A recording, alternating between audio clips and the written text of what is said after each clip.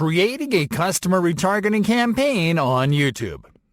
Alright folks, we're nearing the end of this journey, so we've saved a big strategy for last. In this lesson, we are going to show you how to retarget potential customers that have interacted with your videos and your channel on YouTube. Getting started. You can create a customer retargeting campaign on YouTube by adding viewers that have shown interest in your product and sales videos to a retargeting list. This way, you can retarget them with more content from your channel until they convert. For this, start on your Google Ads dashboard, and from there, click on the Tools and Settings option in the top bar menu. Then click on the Audience Manager option.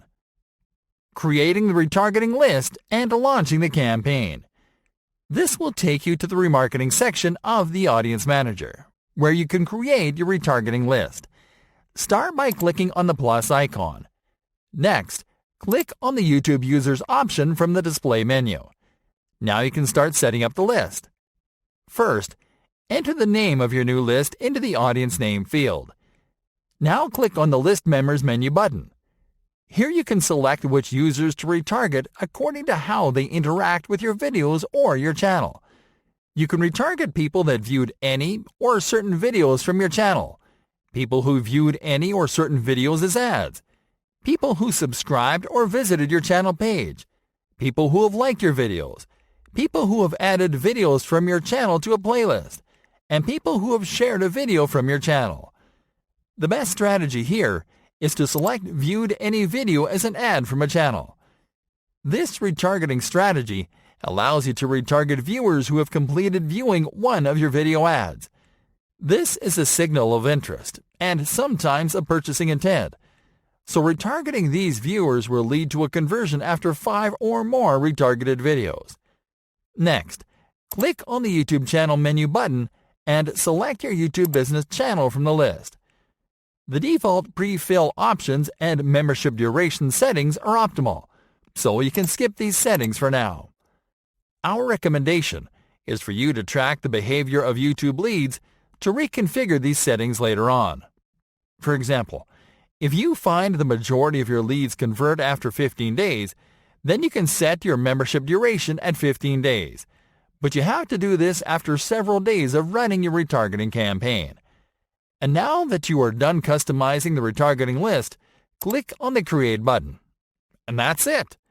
Now YouTube will add viewers that match your retargeting criteria to this list, and will show them more of your content to increase your sales.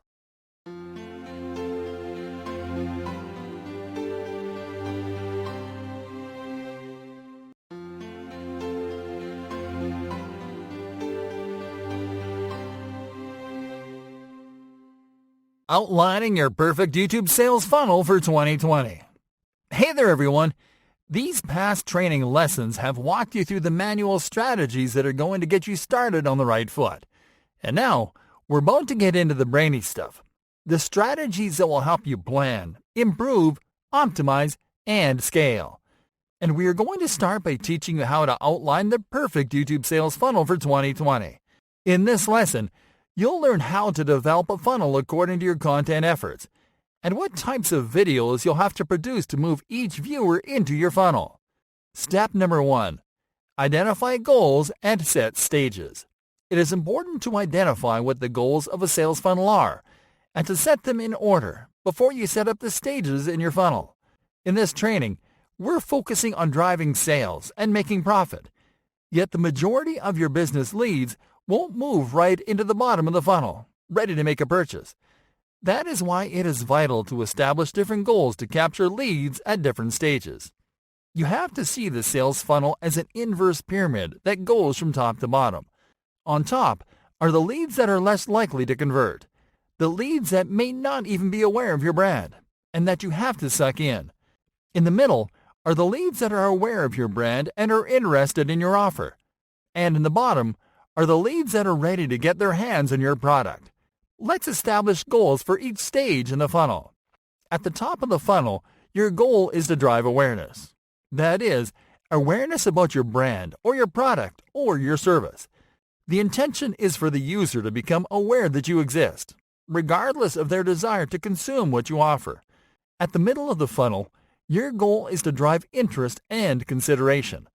Once a lead sees you as a trustworthy authority, they'll keep hanging around, watching your videos, either because you are a trusted source of information or because your products offer a real way to solve an issue or need in their life. Notice that at this point, you can also drive desire.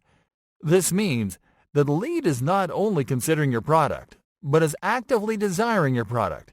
Yet there is an objection stopping the lead from taking action, such as price, or maybe they need to learn more about the product before making a purchase. Finally, at the bottom of the funnel, the goal is to drive action. This is when a lead is ready to convert by signing up for a trial or making a purchase. Step number 2. Make a content audit. The next step is to audit your channel to make a content inventory. What you'll do at this point is to check the content that you have in your channel and to take notes about the different types of videos that you have produced. And you are going to analyze how each video can help a lead move from one stage to another. Doing this will help you to better identify at what point of the YouTube content life cycle you are in. For example, you might find that you have more videos that are simply optimized to help people find your videos on YouTube, but that don't push your brand or products too much. Or you may find that you have lots of videos that are centered on your products and that are designed to put viewers in the mood for purchasing. By taking inventory of the different videos you have, you can fine-tune your content strategy to match the goals you need to achieve at each stage of the funnel. In other words, you can find out how many videos you have to create to have an equal number of videos for each stage. This is especially helpful if you're just getting started. Step number 3. Plan your content mix for each stage of the funnel. By this point, you know the mindset that will push viewers into each stage in the YouTube sales funnel, and you have a clearer idea of the type of content that you need to produce to balance things out. But to properly balance your content mix, you have to apply a content split for each stage in the funnel, and we found out this to be the perfect content split for your mix. 40% of content for the top of the funnel. This means that 40% of your content has to be intended to reach leads. In other words, search-friendly videos that are not necessarily about your brand, but about entertaining things that your audience likes. 40% of content for the middle of the funnel. This means that another 40% of your content will be intended to showcase your products in a context that is familiar to your audience, using storytelling techniques. 20% of content for the bottom of the funnel. This means that the last 20% of your content will be intended to encourage your viewers to take action, or at the very least, to find your product videos if they're actively researching them. And that's it, folks. You can design an agency-level sales funnel for your YouTube business in 3 simple steps, guaranteed.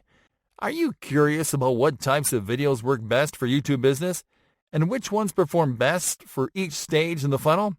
Then tune in to the following lessons.